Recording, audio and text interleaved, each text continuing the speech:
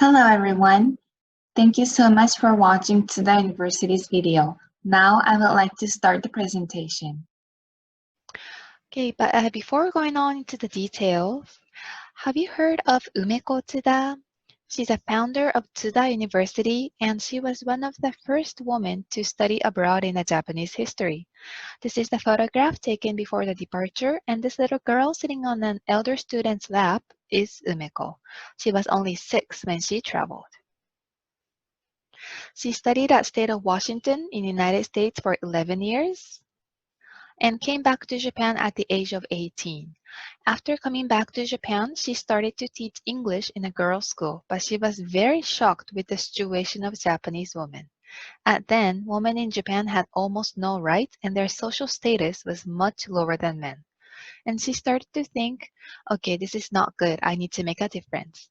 And she thought that the most important thing was to provide women a higher education, meaning education in the university, and nurture all-around women so that women can play a big role in the society. So in 1900, she started the first private institution of higher education for women in Japan called Joshi Eigakujuku, which is now Tsuda University.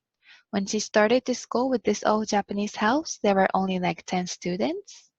But gradually, the number of students increased, and in 1930s, they moved to Kodaira, where our main campus is now.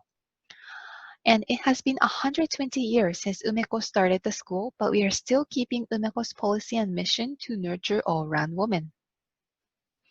Okay, so this is Kodaira campus. It's very beautiful with a lot of greens, and this is Sendagaya campus, which is at the heart of Tokyo. And now we're having a very good news here. Umeko Tsuda will be featured on the new 5,000 yen bill from 2024, which looks like this. And according to the Ministry of Finance, there are some criteria to be featured on the bill like these. But there are some other people who meet these criteria, so why Umeko Tsuda was chosen?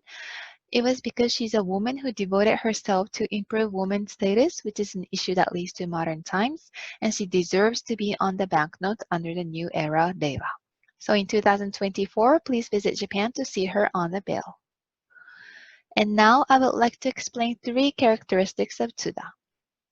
1. All women's environment. So Tsuda University is a women's university, and spending 4 years in all women's environment allows you to acquire leaderships and independence, which will be a huge advantage when you go out into the society after graduating. Number 2, small class education.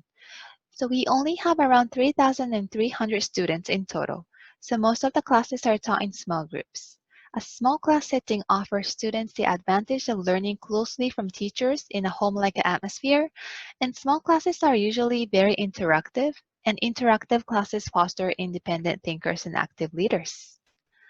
And number 3, active and motivated students. Our students are very active and motivated. They're very independent and energetic. Many pursue their interests, participate in activities inside and outside the campus a lot, and study hard to achieve their dreams and goals. So I think by spending 4 years at Tsuda University, you can be a confident and energetic person with a great leadership, and the impact of learning at Tsuda University will be a lifelong one. And now going on to the rankings. We were ranked number 1 among the private women's universities in the Times Higher Education Japan University Rankings 2020. And this ranking consists of 4 parts, and one of them is engagement. Engagement reflects reputations from students and high school teachers, and we were ranked number 15 among all the universities in Japan and number 1 among all the women's universities. And also, the other one is outcomes. This reflects reputations from companies and researchers, and we were ranked number 1 of women's universities in Japan as well. And these high rankings are probably due to the fact that since our foundation in 1900, we have fostered our students' individuality by keeping classes small, and we have produced graduates who have been drivers of change in the society. And I would like to mention about our graduates later in my presentation. Now, as for the faculties and departments, we have 2 colleges. One, College of Liberal Arts, and second one is College of Policy Studies. And in the first college, we have 5 departments like this, and in the second college, we have 1 department. And students in College of Liberal Arts, they basically study at Kodaira campus for 4 years. And students in College of Policy Studies, they study at Sendagaya campus for 4 years. And now I would like to briefly go through each of these. The first one is Department of English. This department has 2 majors, English Language and Culture major and Intercultural Communication Studies major. And in the first major, we have 4 courses like these. This major basically focuses on literature and culture in Britain and America, and also linguistics and English education.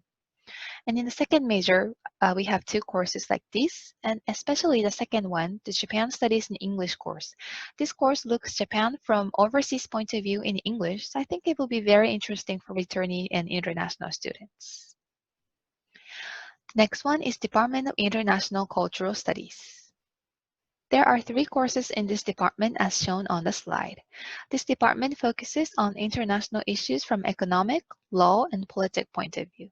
And by the way, Tsuda University was the first university to establish International Relations Department in Japan, so this department is very old and traditional. And the next one is Department of International Cooperation and Multicultural Studies. This department focuses on global issues from international cooperation point of view. There are 3 courses in this department as shown on the slide, and the most unique thing about this department is that all students have to go on a fieldwork. Fieldwork is to set your own theme and actually go where the issue is happening, see it with your eyes, and analyze and make an action to solve those issues. For example, some of the previous themes of the fieldwork done by our students were street children in India, garbage problem in Republic of Malawi, identity of people living in multicultural society Hawaii, and aid and self-sustainability of Cambodia. So students set their own themes like these, and they actually go to these countries and do the fieldwork. So the students in this department is very active and they have global minds. Department of Mathematics. This department covers from ancient Greek mathematics to cutting-edge computing, and in the first and second year, students learn how to think mathematically, and in the third and fourth year, students work on more specialized coursework. Also, this department is a very small department that there are only like 50 students per grade, so most of the classes are taught in small groups, such as 7 to 8 students. And the Department of Computer Science. Students in this department works on programming, software, and application developments. And students work on projects with teams so that they can acquire communication skills. And this department is also very small, like the Department of Mathematics, that most of the classes are taught in small groups. Okay, so that was the explanation I just made was from College of Liberal Arts, and now moving on to College of Policy Studies. In this college, we have one department, Department of Policy Studies, and this department focuses on issues that Japanese society is facing now. There are 4 courses in this department as shown on the slide, and in the most classes, a method called project-based learning is used. For example, some of the topics treated in project-based learnings are how the price of medical services is determined, how can we protect the basic working conditions of workers, how is consumer purchasing behavior related to marketing strategies? So students identify these problems on their own initiative, and they actively carry out research and investigations into possible solutions. Student life and tuition. There are 3 dormitories on Kodaira campus. Since it is on this campus, it's very safe, and the cost is very low, that if you divide the annual dormitory fee by 12 months, it is only like $320 per month, which I think is very reasonable to live in Tokyo.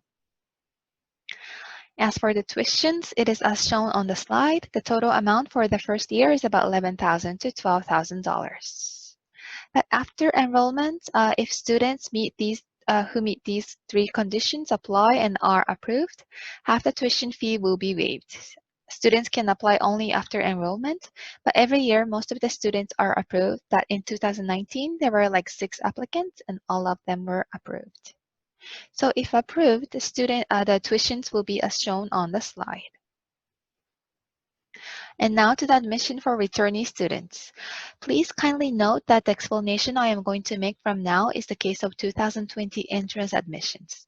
Details might change depending on the year, so please make sure to check our website for the official information. So in 2019, application guideline was released in June, and the first application period and announcement of the result was in September. The second application period and the actual examination date was in October, and the announcement of the examination result and the deadline for entrance registration was in November. And into the university, the classes start from April only.